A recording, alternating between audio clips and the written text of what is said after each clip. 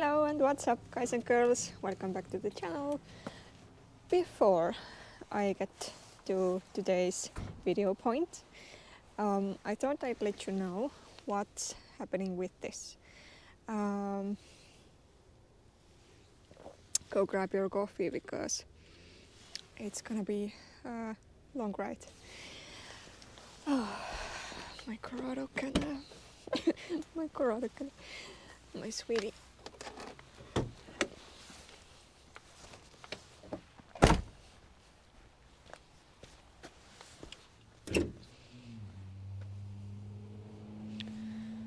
So, as you may remember, last time I had a problem with the coolant tank. One thing that broke off, and then I had a problem with the engine overheating. We changed the coolant tank. It was easy, although one thing, if you will buy this, this is slightly smaller than the original one. I didn't even know to look at it this way. I don't know if that's just some new stuff, or is it supposed to be that way, or I don't know. But just to let you know, this is the Nissan's, like the most expensive one I could get. 12 euros, wow. But yeah, look at it. This plastic gets in the way of the cap. Okay, let it be. Then I went for a drive, and at first I thought everything was okay. I let the air out, just let the engine go hot while the cap was open. It will get the air out of the system by itself. And I went for a drive, and everything was quite okay. 114, 116. So I needed to do one last ride for a longer trip, and for our car club family picture. I thought that, well, I'm gonna go. If it gets worse, then it gets, and well, we'll see. And I did go after about 30 kilometers. I looked at the oil temp and it was 130. And that was when I got scared. So I pulled at the side of the road. I turned the engine off and let it cool a bit. And just in case, I opened the hood to see if there's any smoke or fire or anything heating up. And to my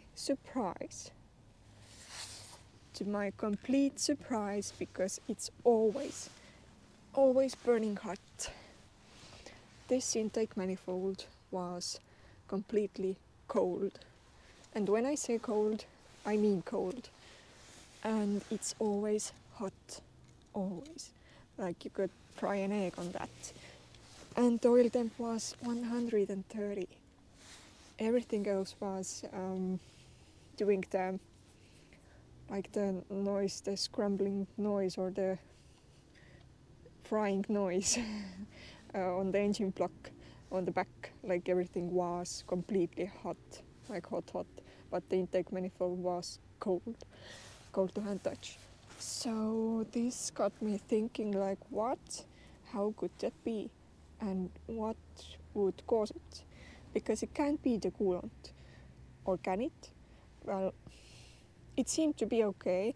All the temp was fine. The coolant didn't boil. Everything was cool. Everything was good. But I need to go.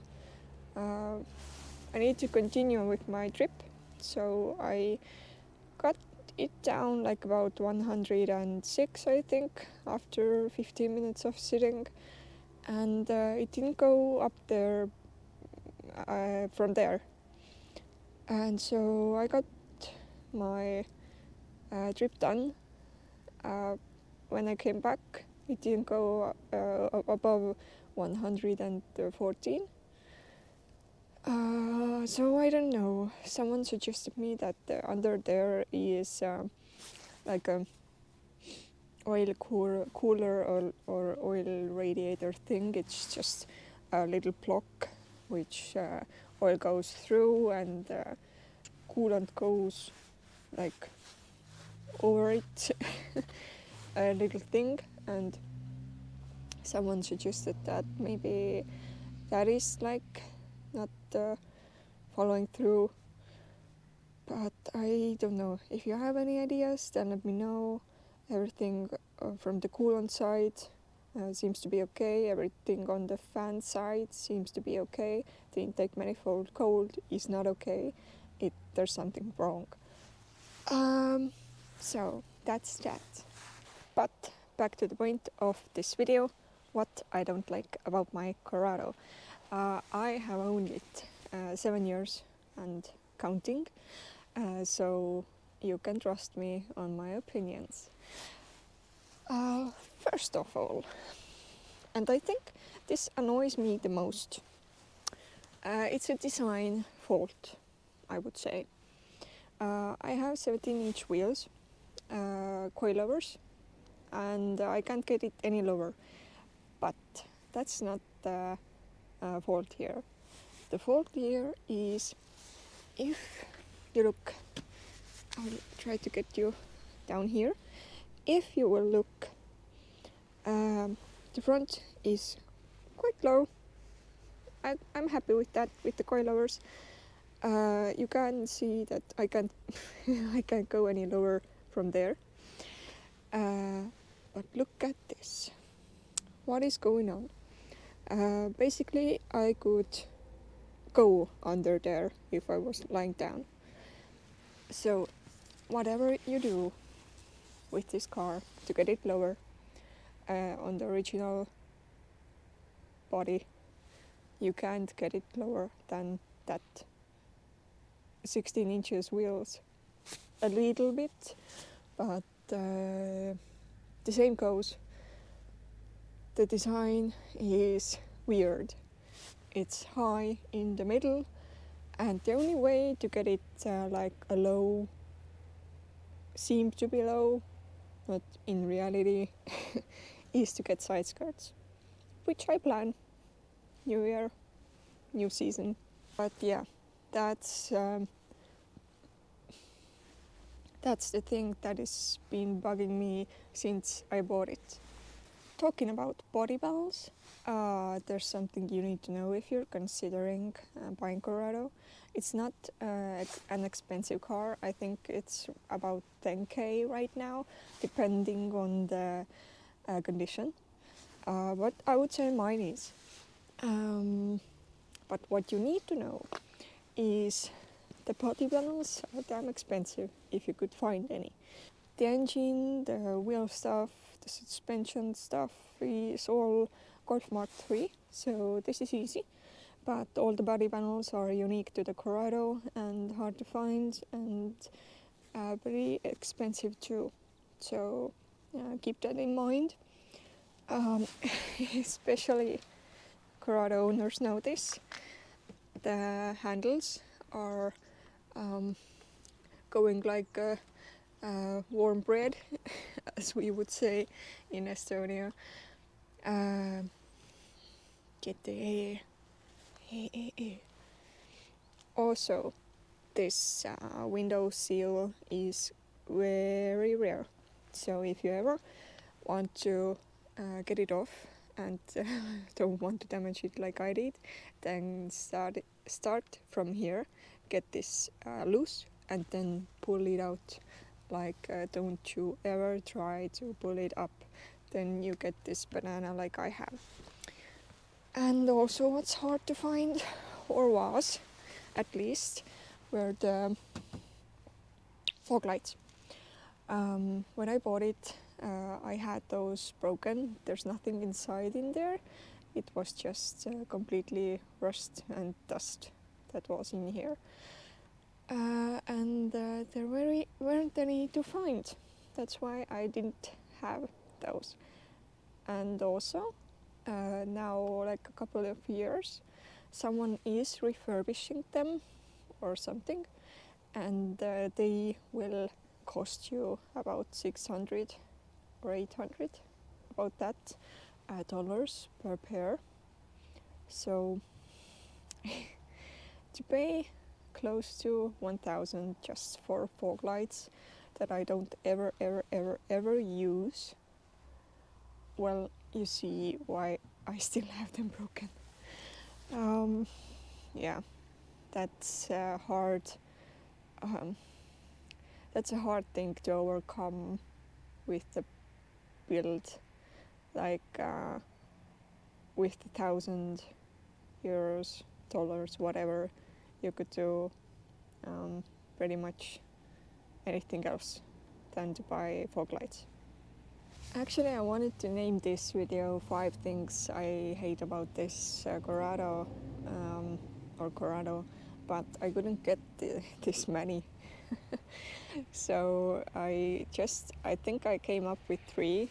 The one was the height, the second was the body panels and how rare or expensive or hard to get are some things, or to be honest, everything. But one thing more I could came up with are those lights. Originally they are orange. Originally these are orange, and I don't like it. Hate me for this, I don't know, but I like the crystal look or the dark look. I don't like the orange. Oh, one thing more. If we go inside, there's pretty cold outside. I wanted to say that. Well, you see above me is the black roof liner, cloth, whatever.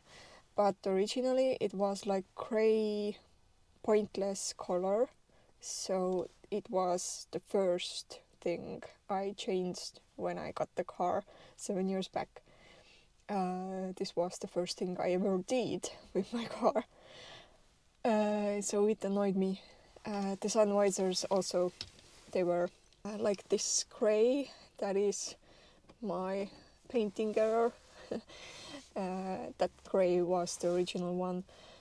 So yeah, the black is so much better and suits with my black interior. Which brings me to a point. I think I should tell you about my favorite things about this car also. Firstly, there is no secret that I love the VR6 engine. The sound of it, the roar, it's magnific. And well, my knees were especially beautiful in the sun. I hope the GoPro gets it, but like the sparkly, shiny, eyesight deleting, eyes burning shine. And I love it. I completely love it. And this is no secret that this was why I bought it. 7 years back, I didn't know this car much. I had seen it like once, a bad condition, but I knew that some cars have the VR6 engine. So if it weren't for that engine, I wouldn't bought this car. That's how much I like the engine. When you hear it, then all the bad stuff goes away.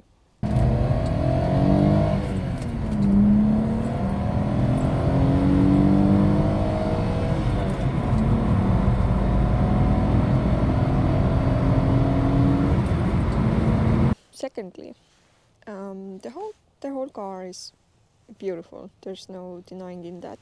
But if you look closely, and I have looked it very closely, then I like this line that goes here and then comes just a little bit up and ends with the wing that goes electric up by the way. In my opinion, this line I showed you that goes up from there, it it makes the car what it is. Yes, the fenders and all the other lines as well. This is more of VR6 stuff where the body is wider, but this line makes the car what it is, and it makes the car beautiful, unique in its own way.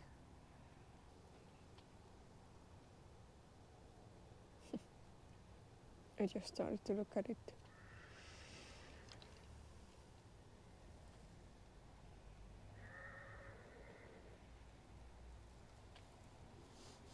So basically, I like the engine, I like the overall look, I like the design.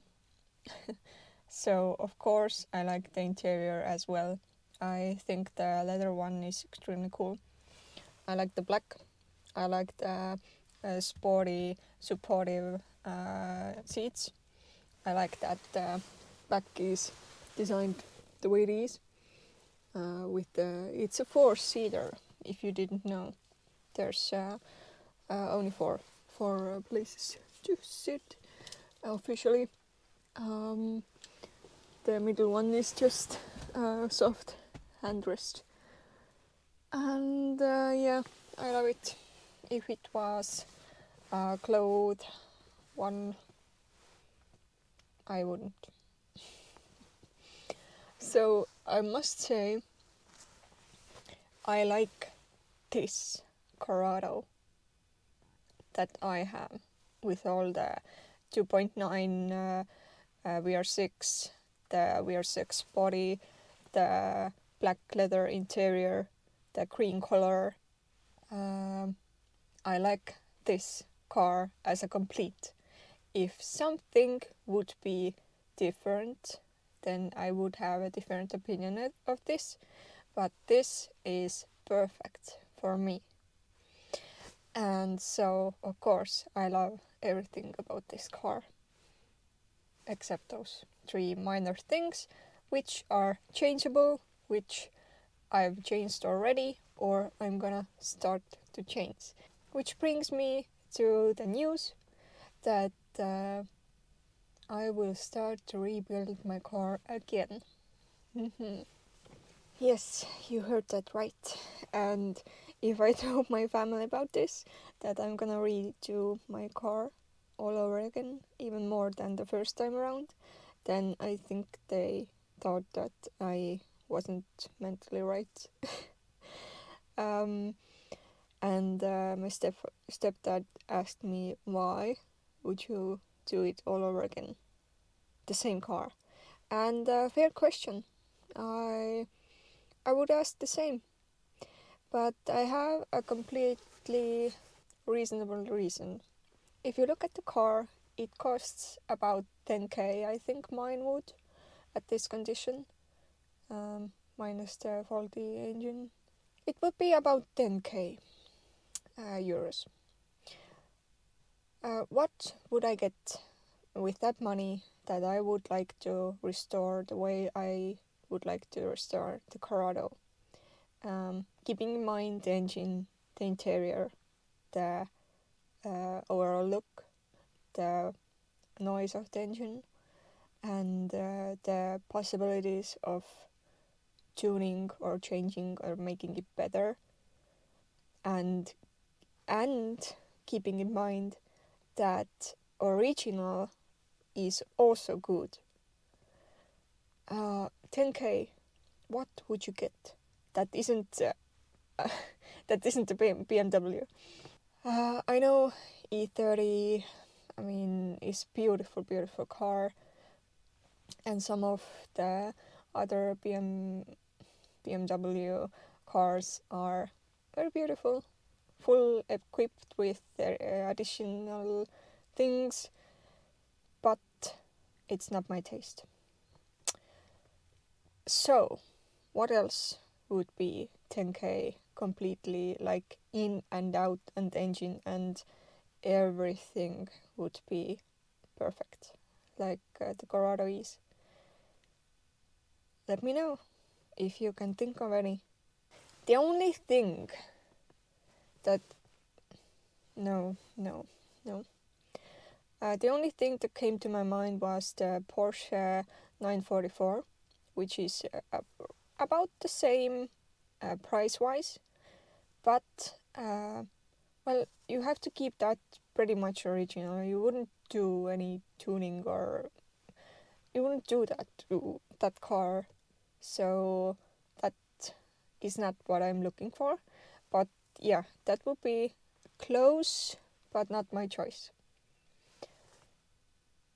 Yeah, so that's why I'm willing to rebuild it once again, fully restore it more than the first time around, because the first time around was me learning, me trying, doing it all, doing some things all over again, and to get to know this car, to get to know the painting world, to get to know how to take a car apart and put it back together, to make the systems, to mechanical stuff, to get to know how an engine works, and so on. This was my first baby project, and I wouldn't let it go anyway. So if I keep it, I may as well do it the right way this time. Painting the engine bay, painting it even more better. What I can say is that the original paint stays, because this dragon green pearl effect code LCP6, LC6P is just so beautiful and suits this car perfectly. But, and I can honestly say I haven't chosen any color or theme or style, but maybe on the original color I would put something on, like a wrap or something. But there's a but. I can't imagine to put like, I wouldn't do that, I think, but like a pink color, and then opening the doors and seeing like this being green. Uh, would it be black? Yes, but I'm not gonna do it. So this is the fight inside me to what color to do it after the original one. What would suit it? Yeah, maybe you have some thoughts on that. Sitting in this car, the like homey vibes, the home smell, it brings me to a happy place, and it always has been like this with this car. Like to be fair, to be honest, throughout these 7 years, I only had it completely, perfectly working for about a month. First 3 years, I drove it like I got it, just changed the oil, and it drove, and it was good, but the engine was bad, really. After the restoration, the rebuild, the engine rebuild, which I didn't do myself, I paid a lot of money, and I still didn't get the perfect working car, which I should talk about in another video.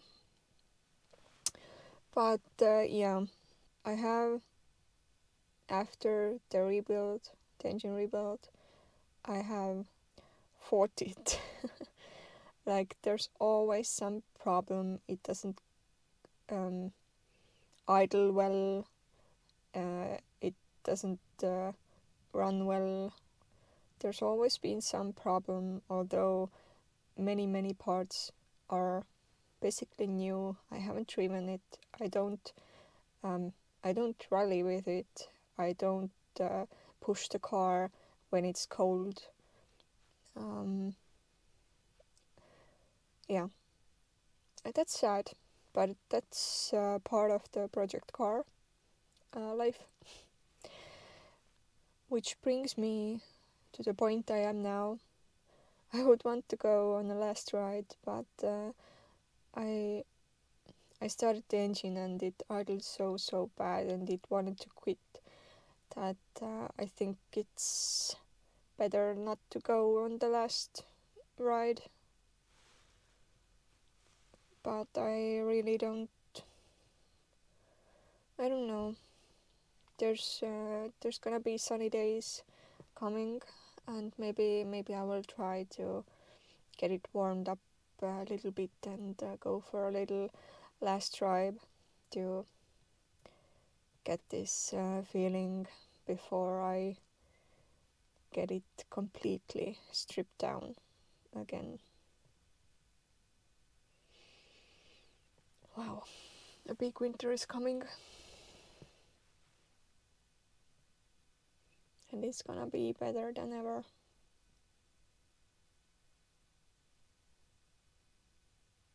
And thank you so much for watching this video, and stay tuned, there's a lot to come. Bye.